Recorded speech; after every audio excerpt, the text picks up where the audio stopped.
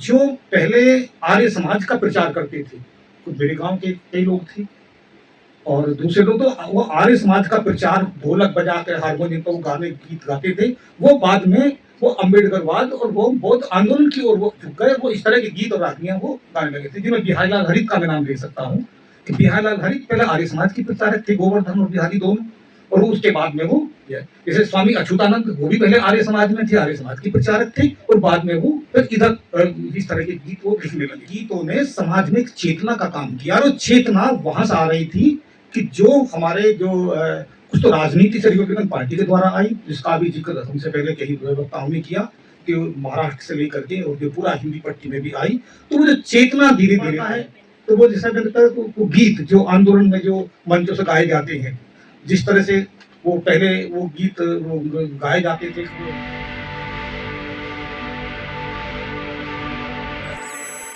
अम्बेडकरी साहित्य और आंदोलन का रिश्ता क्या है, उनका आपस में जो इंटरफेस है, तो उनका अंतर संबंध है, वो किस तरह का है। मैं अपने अनुभव के आधार पर कहूँगा, जब मैं छोटा था, गाजियाबाद के पास का रहने वाला एक गांव था, तो मैं ये देखता था कि बौद्ध धर्म और बाबा साहेब अम्बेडकर के जीवन और उनके उसको लेकर के बहुत सारे गीत होते थे और वो गीत रागनियां भी होती थी, लोक जीवन में चलता है,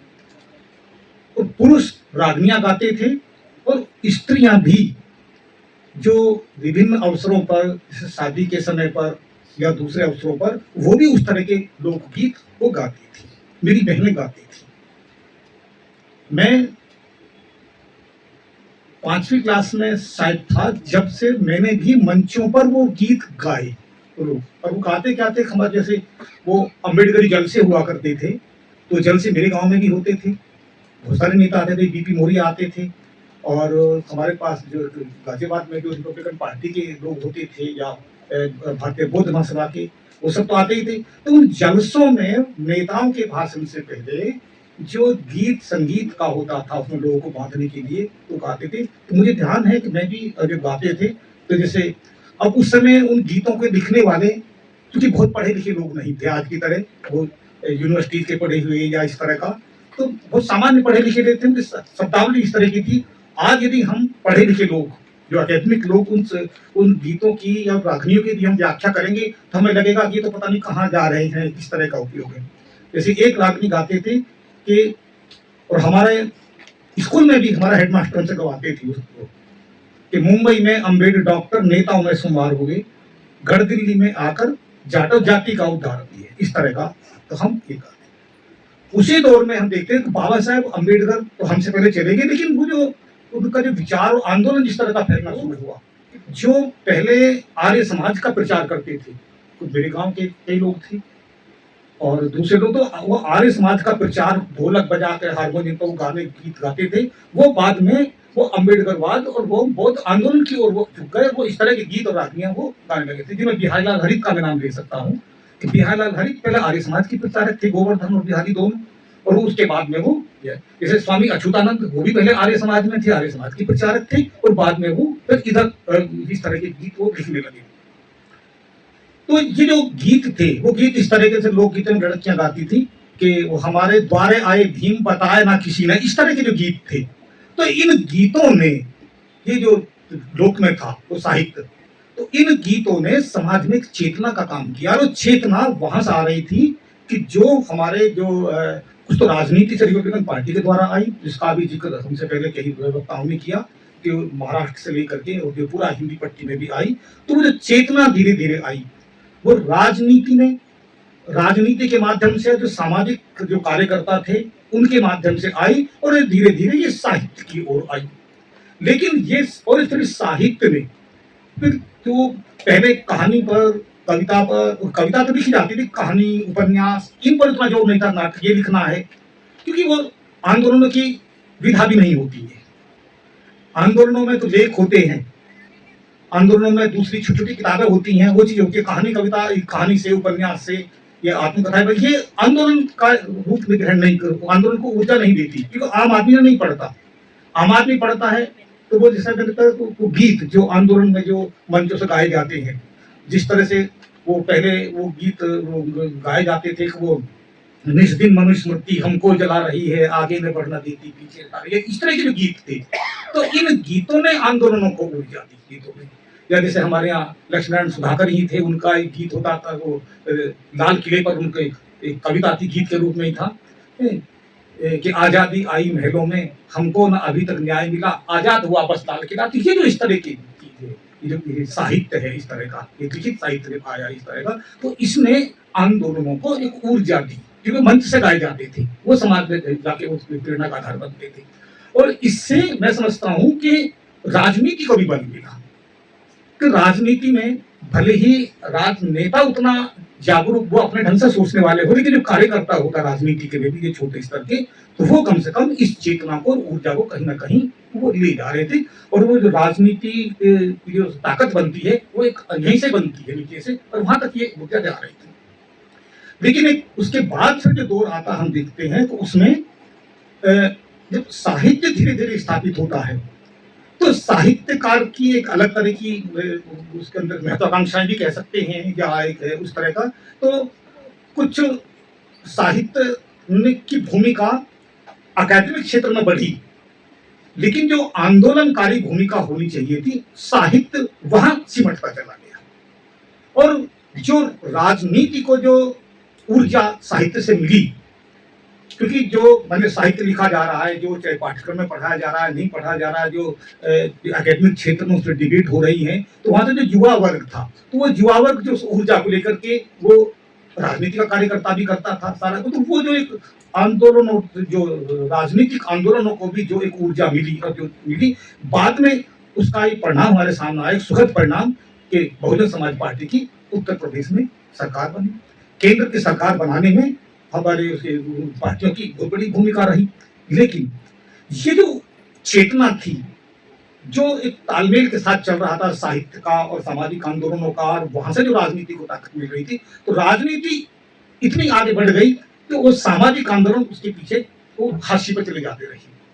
क्योंकि सामाजिक आंदोलनों ने राजनीति को ऊर्जा दी, राजनीति को दिशा दी, राजनीति का एक तरह से सशक्त बनाया। लेकिन राजनीति नहीं, बाद में सामाजिक आंदोलनों को कमजोर किया, और साहित्य की और साहित्यकारों को भी एक तरह से उपेक्षा हुई, और उसका फिर ये परिणाम हुआ कि हमारी राजनीति भी वो हाशिए पर चली गई।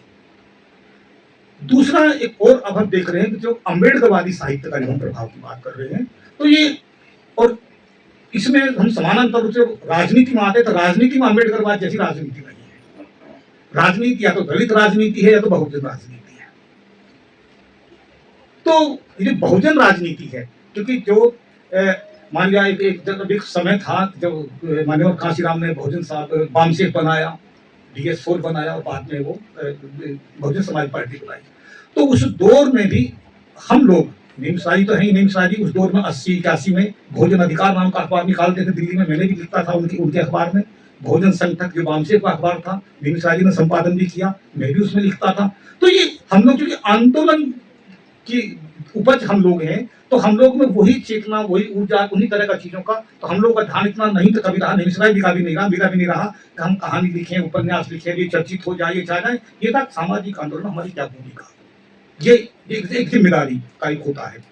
तो अब हम ये देख रहे हैं कि जैसे जैसे एक ये वैचारिक चेतना का प्रसार हुआ, और वो जिस तरह के बहुजन राजनीति, और बहुजन राजनीति ने समाज में बहुजन आंदोलन को आगे बढ़ाया, तो उस आंदोलन में जो अम्बेडकरवादी विचार की जो ऊर्जा, जो चेतना जो जानी चाहिए थी, जो प्रवाहित होनी चाहिए थी, वो उस रूप में उतर नहीं जा रही। क्योंकि आज जो बहुजन है, तो बहुजन में तो केवल अनुसूचित जातियां नहीं है, या केवल आदिवासी नहीं है, उसमें तो और बहुत सारी जो पिछड़ी जातियां हैं वो सब हैं, और जो अल्पसंख्यक वर्ग है वो भी उसमें है, बहुत सारा बड़ा समुदाय बन जाता है। तो वो सारे समुदाय अम्बेडकरवाद को, बाबा साहब अम्बेडकर को और अम्बेडकरवाद को उस रूप में स्वीकार करने के लिए तैयार नहीं है, लेकिन वो हमारी बहुजन राजनीति है। तो ये जो एक दिक्कतें आ रही हैं, वह एक नए नए, हर जाति के अपने नई नई आइकॉन वो वो पैदा हो रहे कुछ हैं, लेकिन वो उनको आगे बढ़ा करके उस वैचारिकी पर आगे बढ़ना चाहते हैं। तो ये जो आज का दौर है, ये एक बहुत हमारे सामने कई सवालों का दौर है, एक सोचने का एक अवसर हमारे पास है कि जिस अम्बेडकरवाद ने जिस साहित्य को जन्म दिया और जिस साहित्य की ऊर्जा से उसकी चेतना का प्रभाव लेकर के राजनीति आगे आई और राजनीति ताकत बनी, तो समाज को भी ताकत बनी। आज वो क्यों हाशिए पर जा रही है, उसका एक कारण हम लोगों ने देखा कि सत्ता, राजनीतिक पार्टी जब सत्ता के लिए समझौते करती है तो वो अपनी वैचारिकी से कई बार अलग हट जाती है। जैसे बहुजन समाज पार्टी उत्तर प्रदेश में कि उनको भारतीय जनता पार्टी के साथ मिलकर सरकार बनानी है और सरकार बनती है तो वहां पर उनके मंचों पर शंख फूके जाते हैं। कई जगह ऐसी भी सूचनाएं मिली तो वहां पर हवन और यज्ञ हुए। और ये तो एक बड़ा था कि स्लोगन तो बड़ा कॉमन हो गया, जो हाथी हमारा प्रतीक रहा है कि हाथी नहीं गणेश है, ब्रह्मा विष्णु महेश है। ये जो चीजें जो आई तो इससे क्या हुआ कि जो वैचारिकी थी, जो बेस था बहुजन समाज पार्टी का, उस वैचारिकी से वो अलग हटने से वो जो संदेश जाना चाहिए था समाज में दूर तक चला गया। क्योंकि मेरा अभी तक ये मानना है, मैं शायद गलत हो सकता हूं, कि बहुजन समाज पार्टी कोई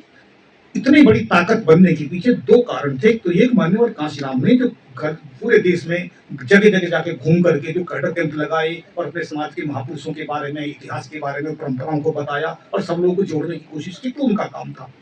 दूसरा, जो मैं हिंदी पट्टी में विशेष रूप से देख रहा हूँ अपने उत्तर प्रदेश में सब जगह, कि यहाँ पे नीला झंडा और हाथी का निशान, ये रिपब्लिकन पार्टी का चिन्ह थे। तो ये अम्बेडकरवाद की पहचान थी। और ये जो वोट जाता था बहुजन समाज पार्टी को, वो एक सेंटिमेंट होता है, एक जुड़ाव होता है। उस जुड़ाव के कारण नीले झंडे को और हाथी के निशान को वोट जाता था। लेकिन जैसे ही वो समझौता होकर के ये सब चीजें आई, वो सेंटिमेंट टूट गया। और टूटा ये कि आपके दिल्ली जैसी जगह पे जहां 14% वोट एक बार बहुजन समाज पार्टी को मिल गया था और उसके 3 या 4 विधायक भी आ गए थे, उसके बाद में आकर के 4% और अब तो शायद 0.5% रह गया पिछले चुनावों में। तो ये कारण ये रहा है कि ये राजनीति ने साहित्य को और सामाजिक आंदोलनों को अपना पिछलग्गू बनाने की कोशिश, हमने उसको महत्व नहीं दिया, जबकि उनका महत्व है। तो साहित्य की अपनी भूमिका है, सामाजिक आंदोलन की भूमिका है। और यदि साहित्य और सामाजिक आंदोलन एक साथ तालमेल बना के चलेंगे तो एक बहुत बड़ी राजनीतिक सत्ता भी, और जैसा कहते हैं हम कि हमारी जो मुक्ति की कामना या उसकी कोशिशों की हम लोग प्रयास और संघर्ष कर रहे हैं, वो संघर्ष तब सफल हो सकते हैं। बहुत धन्यवाद।